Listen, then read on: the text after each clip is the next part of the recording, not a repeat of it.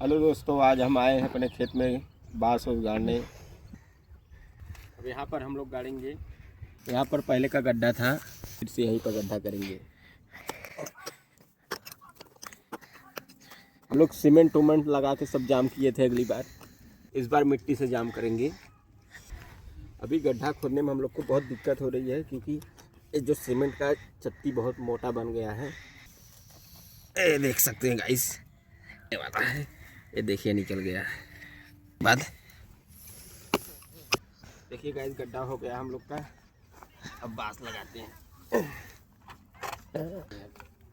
ऐसे, ठीक। सीमेंट का चट्टी निकला मिला था, इसमें डाल के जाम करें।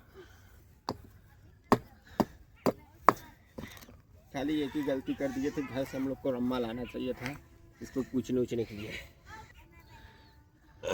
चलो, इतना मजबूती काफ़ी है। Bye guys.